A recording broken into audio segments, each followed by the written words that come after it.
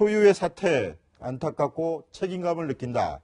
또 비상한 각오로 국정 운영에 임하겠다라는 말도 했고요. 정치권과 국민들에게 단합도 요구했습니다.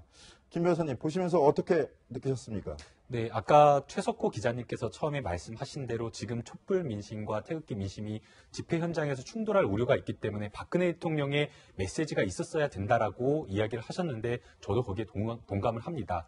박근혜 대통령 입장이야 본인의 어떤 혐의 자체가 무혐의다라고 하면서 무죄를 주장할 수 있겠지만 그럼에도 불구하고 국민들을 생각한다라고 한다면 내심은 정말 내가 기각이 나온다고 하더라도 인용 이후에 어떤 대국민 담화를 준비했어야 된다라고 생각이 됩니다.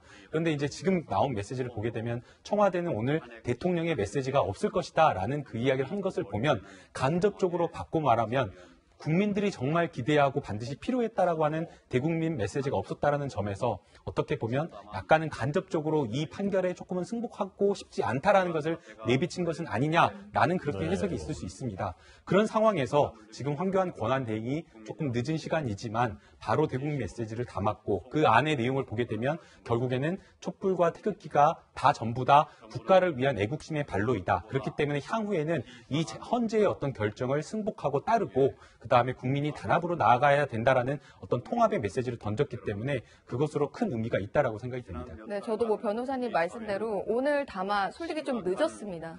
파면 결정이 나고 나서 지금 오후 5시가 넘은 시각이니까요. 사실상 대국민 메시지를 첫 메시지라고 하기엔 너무 늦게 나왔는데 아마 청와대와 대통령의 메시지 이런 조율을 하다가 좀 늦은 게 아닌가 싶습니다. 저는 이제 황교안 권한대행이 워낙 보수 진영에서 유력 대권 주자로 꼽히고 있어서 사실 방금 발표한 내용 중에서 공정한 대선 관리를 하겠다라는 부분이 좀 유독 크게 들렸는데요. 공정한 대선 관리. 그렇죠. 황교안 권한대행이 심판으로 뛰겠다는 말인지 특히 여권에서는 대선 주자로 띄워주길 바라는 말도 많이 나왔었잖아요. 그렇죠. 약간 오늘 발언은 중립적인 발언인 것 같습니다. 공정하게 대선 관리가 돼야 한다라고 얘기를 했거든요. 그러나 이제 황교안 권한대행이 이제 사실상 조기 대선의 심판이 된 셈인데요. 황교안 권한대행이 만약에 출마를 하려면 지금 대선 날짜로 조기 대선 날짜로 5월 9일이 가장 유력한데 60일 이내에 해야 하기 때문에 근데 그러면 이번 달 안에 조기 대선을 며칠에 치를지 날짜를 정해야 합니다. 한 20일쯤까지는 정해야 하는데 그 날짜를 정해야 하는 주체가 바로 황교안 권한대행이거든요.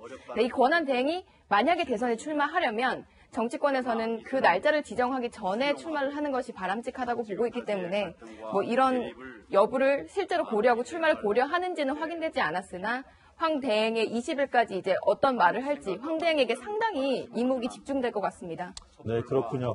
예, 황교안 권한대행이 앞으로 정치권에 어떤 영향을 미칠지도 관심 사안인데 약간은 오늘 박근혜 전 대통령이 탄핵당한 당일이라서 약간 섣부른 판단일 수도 있을 것 같고 그런 부분에서 다시 한번 주제를 환기시켜 보자면 박근혜 전 대통령, 박정희 전 대통령의 영예였고 지난 또 정치 인생 19년을 살아오면서 많은 또 흔적을 남겼는데 최석호 기자, 그동안의 정치 흔적 설명을 좀 해주시죠. 예, 박근혜 대통령의 인생사를 보면 세 단계로 요약을 할 수 있을 것 같습니다. 공교롭게도 지난해 이제 탄핵이 국회에서 넘어갔으니까 작년까지 하면요 18년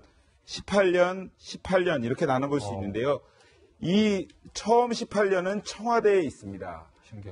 네, 대통령의 딸로서 그리고 어머님이 돌아가신 후에 프랑스에 있다가 한국에 돌아오지 않습니까? 이후에는 퍼스트 레이디로서 대행을 합니다. 그리고 나서 이 중요한 것이 18년의 은둔 생활입니다. 이 은둔 생활에서 자신이 의지할 곳이 없으니까 최태민을 좀 더 의지를 하게 됐고 그래서 최순실 씨가 국정운영농단을 하는 과정에서 좀 더 그것을 허용해주고 했던 시기가 바로 그 비극의 씨앗이 이 은둔 생활을 했던 18년으로 보입니다. 그리고 재보선을 통해서 대구 달성에서 당선이 된 이후에 14년간의 정치인 생활 그리고 2012년이죠. 대통령에 당선돼서 작년까지 4년의 청와대 생활 해서 18년 해서 3단계 인생사를 볼 수 있는데요.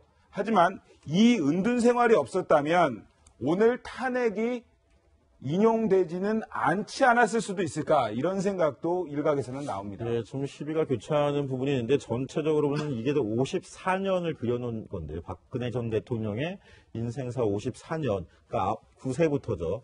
근데 이 중에서 맨 위에 13년간을 빼면 41년입니다. 이 40년 동안 최순실 씨와 맺은 인연이 결국은 오늘의 사태까지 불러온 게 아니냐라는 의견들이 많잖아요. 네, 그 국정농단 사태 이렇게 탄핵과 파면까지 오게 한 장본인이죠. 최순실 씨가 오늘 같은 시각에 어디에 있었느냐? 최순실 씨는 형사재판을 받기 위해 법정에 있었습니다. 그 법정에서 오늘 모습을 드러냈고 변호사와 이제 재판을 진행하다가 11시가 좀 지난 시각에 결과를 들은 것 같았습니다. 변호사를 통해서 들은 것 같았는데요. 약간 담담한 표정이긴 했으나 연신 물을 마시고 약간 뭔가 신경 쓰여 하는 모습을 보였다고 하고요. 그리고 검찰이 이제 뭐 재판을 받는 과정에서 지금부터는 전 대통령이라고 하겠다. 이렇게 또 약간 공교롭게도 오늘 박근혜 전 대통령이 탄핵, 네. 파면을 당하는 그 순간에 최순실 씨는 자신의 범죄 혐의로 재판을 받고 있었던 재판을 받고 거고요. 있었습니다. 당시 뭐 현장 이번 재판에서도 자기의 혐의를 인정하지 않았고요. 자칫 나온 장시호 씨가 끝까지 재판 법정에서 나갈 때까지 노려봤다고 합니다. 아, 그렇군요. 네, 그 박근혜 전 대통령의 어머니죠. 그러니까 유경수 여사가 돌아가시기 전 시절하고 좀 비교를 해보면 조금 더 극명하게 대비가 될 것 같습니다. 1973년인데 이 하와이 방문 당시에 박 전 대통령 당시에 큰형애였는데 큰형애의 모습을 함께 보고 가시겠습니다. I want to tell you that I am fascinated with the beauty of Hawaii and am more than delighted to meet with my own people here. I report what I have seen, heard, and felt here to my parents and my friends.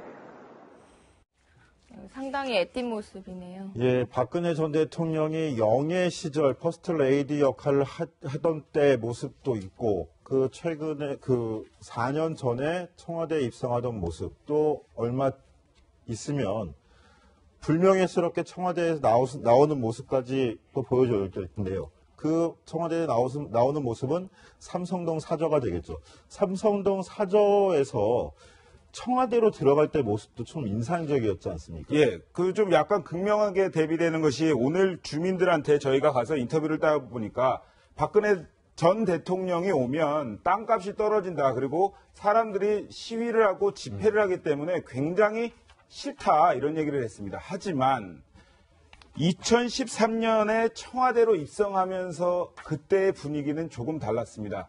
그때 박 대통령을 배웅하는 주민들의 말 한번 들어보시겠습니다. 네, 죄송합니다. 그 방송적인 그 문제가 있었는데 주민들의 말은 일단 좀 이따 들어보기로 하고요. 그 저희가 준비한 영상이 있습니다. 박근혜 대통령 영역의 19년 정치 인생상을 한번 다시 정리해 보겠습니다.